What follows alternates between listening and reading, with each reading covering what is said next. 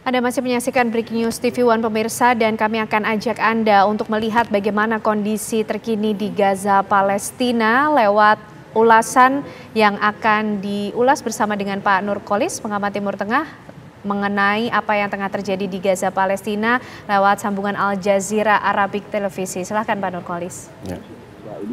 Kita kembali terhubung dengan stasiun televisi Al Jazeera untuk mengikuti perkembangan terkini di Palestina, khususnya di jalur Gaza. Ya, ini adalah situasi, tampaknya situasi pertukaran tawanan yang berlangsung antara pertukaran tawanan yang dilakukan oleh pasukan Brigade Izzuddin Al-Qassam, di mana hari ini mereka melepaskan 2 tawanan perempuan asal Israel yang sudah diserahkan kepada pihak Palang Merah Internasional untuk kemudian diteruskan kepada pihak militer Israel. Sementara itu pihak militer Israel sudah mengkonfirmasi bahwa pihaknya sudah menerima 2 tawanan perempuan Israel ini yang diserahkan oleh Palang Merah Internasional. Ini merupakan hari ke-7 dari gencatan senjata sementara, yang merupakan perpanjangan kedua dari gencatan senjata sementara. Ya, sementara itu kembali ditegaskan bahwa dua warga Israel sudah diserahkan kepada pihak Palang Merah Internasional, di mana proses tersebut dilakukan di pusat kota Gaza, tepatnya di lapangan Al-Quds. Ini adalah gambar dari 2 tawanan Israel tersebut yang diserahkan kepada pihak Palang Merah Internasional. Diketahui semua proses pertukaran tawanan ini dilakukan melalui Palang Merah Internasional, dan ini merupakan gencatan senjata sementara yang ketiga atau memasuki fase ketiga, di mana fase ini akan berakhir besok sekitar jam 7 waktu setempat. Ya, belum diketahui apakah gencatan senjata ini akan terus berlanjut ataukah peperangan kembali meletus.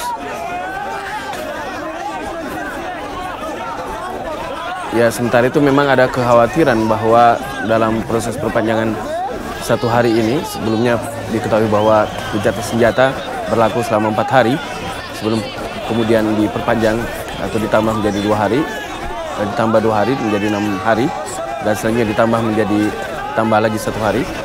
Ini merupakan hari ke-7.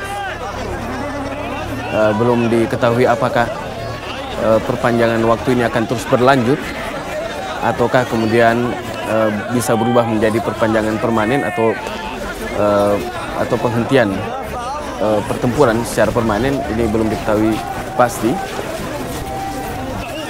Ini adalah merupakan gambar eksklusif yang diperoleh oleh Al Jazeera, di mana proses penyerahan tawanan tersebut dilakukan pada siang hari.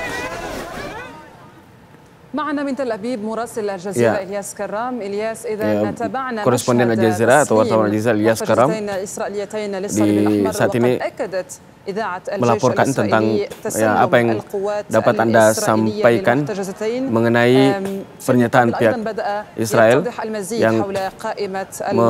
yang mengkonfirmasi sudah menerima 2 tawanan Israel tersebut, dan juga bagaimana mengenai jumlah tawanan yang akan dilepaskan pada waktu-waktu yang akan datang.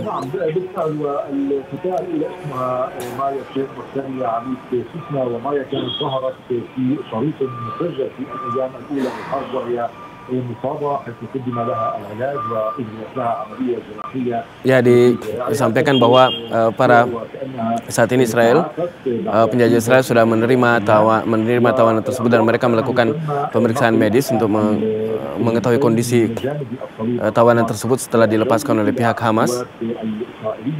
والجيش الإسرائيلي أكد استلامهما عند نقطة ما على السياج الأمني. من الواضح أن Ya, sementara itu pihak Israel sendiri menegaskan bahwa pihaknya akan terus merilis tawanan yang kemungkinan akan dilepaskan sesuai dengan pembicaraan dengan pihak Hamas. Ya. Sementara itu juga pembicaraan masih terus dilakukan antara para pihak mediator. Ada negara-negara seperti Qatar, Amerika Serikat dan juga Mesir berperan penting dalam proses pertukaran tawanan ini. Sementara itu warga Palestina yang dibebaskan dilaporkan melalui gerbang Rafah.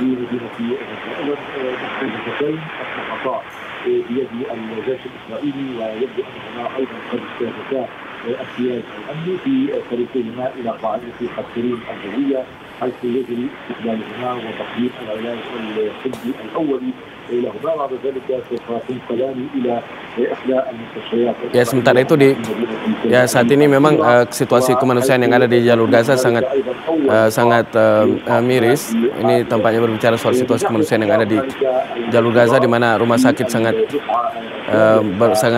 mengalami kekurangan obat-obatan dan juga peralatan medis juga, sehingga rumah sakit tersebut tidak bisa memberikan pelayanan yang cukup kepada warga yang saat ini tengah diliputi ketakutan. ليس واضحا بعد فيما إذا كانت عملية التسليم سوف تتم أيضا في المناطق الشمالية لقطاع غزة. Ya, sementara itu proses pertukaran masih didiskusikan untuk masa selanjutnya, apakah dilakukan di kawasan utara, apakah akan dilakukan di kawasan utara jalur Gaza ataukah akan dilakukan di kawasan selatan jalur Gaza, tepatnya di kawasan Rafah yang berbatasan langsung dengan Mesir.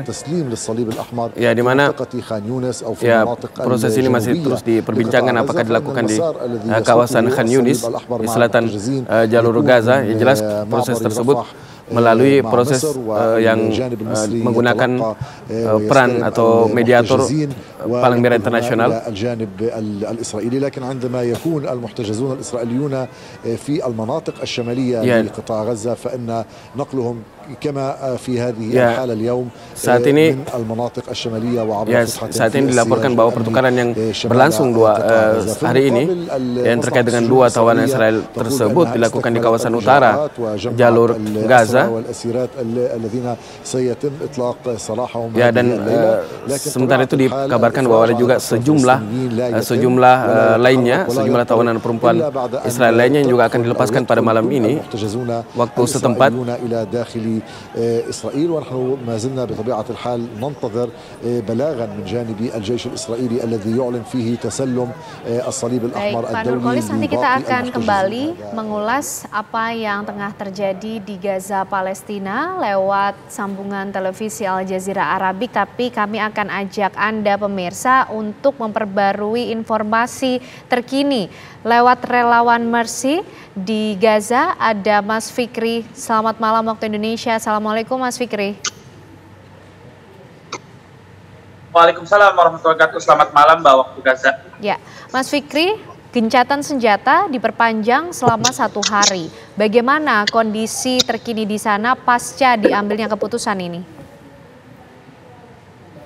Ya, memang berbeda dengan keputusan yang pertama, di mana gencatan senjata kembali terjadi 2 hari dan pada hari Rabu kemarin. Dan kalau informasi gencatan senjata ini benar-benar sangat-sangat seliwiran ya.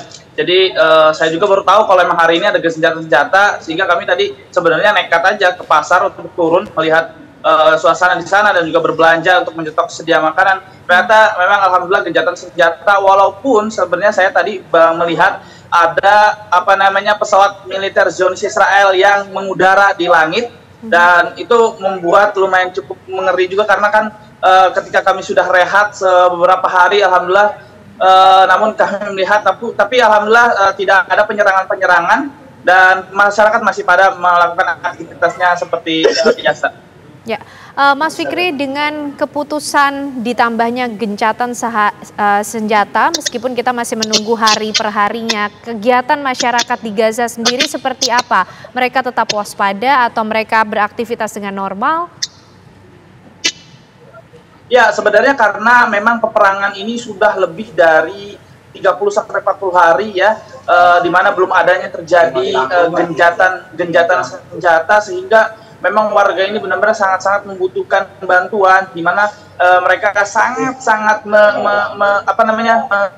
melakukan aktivitasnya atau membeli pakaian dan juga mengambil bantuan-bantuan, serta mereka menyetok bahan-bahan bakar serta segala macam-macamnya.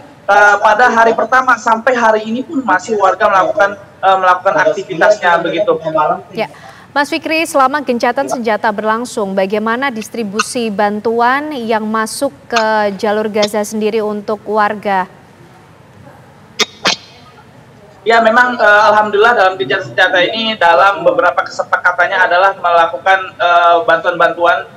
Kalau saya tidak salah 200 truk bantuan setiap harinya masuk dan sudah mulai dibagikan ke masyarakat warga. Namun kami juga dalam beberapa kali meliput warga, mewawancarai langsung dengan mereka, bahwa mereka mengatakan juga saya sudah 2 hari mengantri gas, dan antriannya ini bukan hanya sepanjang 100 meter, 500 meter, tapi berkilo-kilo antriannya. Dan ini kami tidak tahu apakah sampai gencatan senjata ini habis mereka masih tetap mengantri sepertinya, karena memang tidak mau mereka harus mengambil bantuan-bantuan tersebut, karena sudah lama sekali gencatan senjata ini tidak terjadi, dan memang mereka sangat memanfaatkan gencatan senjata ini. Dan juga perlu diketahui juga para warga juga mereka memang masih terus mencari bahan-bahan pokok, karena sekarang jangankan di rumah sakit atau sekolah-sekolah lain, di tempat saya berada saat ini juga para warga sulit sekali mencari makan, dan juga termasuk kami juga sulit mencari air bersih terutama begitu. Di mana para warga ini bisa mendapatkan paket bantuan tersebut, Mas Fikri? Ya, memang beberapa kali bantuan mereka langsung menuju ke sekolah-sekolahan, para pengungsi yang ada di sekolahan maupun di rumah sakit. Namun beberapa tapi tadi pagi juga sudah ada bantuan dari Jordan, entah itu dari dalam ataupun dari luar, masuk dari Mesir, berupa kasur dan juga selimut serta kurma yang memang menjadi bahan makanan untuk menjadi energi bagi para warga. Namun perlu diketahui juga karena di sini ada 2 sekolah, masing-masing pengungsinya sekitar mungkin 1.000 lebih orang, yang memang tidak terlalu besar sekolah ini, tapi dari bantuan tersebut mereka juga masih belum bisa mendapatkan semuanya, masih belum merata begitu. Artinya apalagi di jalur Gaza Utara sendiri dan medannya sangat sulit sekali untuk dibagikan ke sana. Ya, paket bantuan yang diterima oleh warga ini dalam bentuk apa saja, Mas Fikri? Ya, memang seperti yang diberitakan, bantuan-bantuan yang masuk itu sebenarnya adalah solar, bahan bakar, dan juga tepung, dan juga lain-lainnya. Namun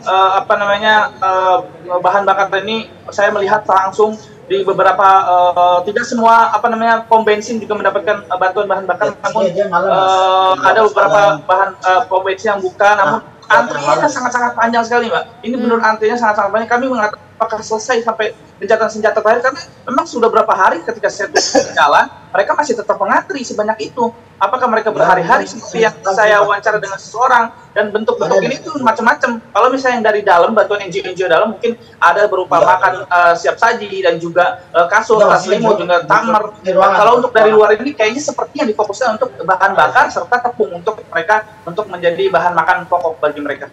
Oke, nah Mas Fikri, kalau kemudian ada bahan bakar yang juga mulai didistribusikan, bisa diterima di sana, bagaimana dengan nasib Rumah Sakit Indonesia yang kabarnya terakhir kehabisan solar? Apakah ini tentu menjadi harapan tersendiri? Lampu ini. Ada matiin, Pak. Halo? Ya, bagaimana, Mbak? Mas Fikri, kalau tadi diinformasikan ada bahan bakar yang mulai masuk ke wilayah jalur Gaza. Lalu bagaimana dengan kondisi Rumah Sakit Indonesia yang kalau informasinya terakhir kehabisan solar, tidak bisa beroperasi kembali, artinya dengan masuknya bahan bakar, ini menjadi harapan tersendiri untuk Rumah Sakit Indonesia bisa kembali beroperasi? Iya, memang bahan bakar sudah mulai masuk, tapi informasi yang saya dapatkan bahwa pihak mitra Israel ternyata mereka juga melarang bahan bakar masuk. Tapi kurang mengetahui bahan bakar masih terus masuk sampai saat ini, Dan untuk Rumah Sakit Indonesia memang ada kabar baiknya bahwa ternyata masih ada para relawan-relawan lokal yang memang saat itu membersihkan Rumah Sakit Indonesia dan membereskan barang-barang serta ini, dan kemungkinan besar akan Rumah Sakit Indonesia dan juga Rumah Sakit Ashifa yang menjadi pusat tumpuan warga di jalur Gaza. Yang utama adalah perlu ketahui Rumah Sakit adalah rumah sakit terbesar yang pertama, Rumah Sakit Indonesia adalah terbesar kedua, apalagi Rumah Sakit Indonesia ini terbesar pertama di jalur utara karena menjadi prioritas bagi warga yang ada di sana untuk mereka mengungsi. Dan kami mendapatkan juga rumah sakit cuci darah juga belum bisa beroperasi, sehingga banyak orang yang ingin mencuci darah tapi kata dokter tidak ada sehingga mereka dalam ujung tanduk atau dalam sekarat karena memang mereka tidak bisa untuk ini. Dan kemungkinan besar Rumah Sakit Indonesia akan beroperasi kembali, bahwa juga sudah ada genset generator yang ada di Rumah Sakit Indonesia yang mereka ngambil dari rumah sakit pencuci darah, sehingga memang lantai 1 katanya memang sudah mulai beroperasi tapi belum sepenuhnya ya. Dan memang untuk informasi apakah kita bisa kembali ke utara ini sampai saat ini belum bisa, tapi semoga kita bisa kembali ke utara untuk melihat kondisi terkini di rumah sakit. Ya, lalu fasilitas kesehatan mana yang saat ini bisa beroperasi dan bisa dikerahkan untuk membantu warga yang membutuhkan penanganan medis di sana? Ya, seperti liputan kami yang kami juga kirim ke Mercy Pusat yang disebarluaskan oleh media-media, bahwa masih ada rumah sakit yang masih beroperasi di jalur Gaza Selatan. Ada Rumah Sakit Nasir dan juga Rumah Sakit Eropa, dan juga di jalur Gaza Tengah ada Rumah Sakit Syuhada Al-Aqsa. Rumah sakit ini rumah sakit yang lumayan terbesar di daerahnya, dan juga kami mendapatkan korban update bahwa di Rumah Sakit Nasir kalau nggak salah korban jiwa mencapai 3.000 jiwa dan 5.000 korban luka-luka yang dirawat sana, dan juga korban yang Syuhada Al-Aqsa di Gaza Tengah ini sekitar 5.000 dan korban luka-luka mencapai 12.000. Dan memang masih ada Rumah Sakit Eropa yang memang kami sampai saat ini belum bisa meliput karena memang kami mengutamakan liputan-liputan di luar jalur Gaza karena masih ada gencatan senjata ini kami manfaatkan. Sedangkan kalau Rumah Sakit Eropa ini lumayan cukup besar juga, sehingga hanya berdekatan saja dengan sekolahan yang memang menjadi tempat mengungsi bagi warga dan juga para relawan Indonesia. Baik, kita terus memelihara harapan agar gencatan senjata permanen ini bisa menjadi keputusan terbaik. Terima kasih Mas Fikri, relawan Mercy. Tetap jaga kesehatan dan tetap berhati-hati di sana. Selamat malam waktu Indonesia. Assalamualaikum.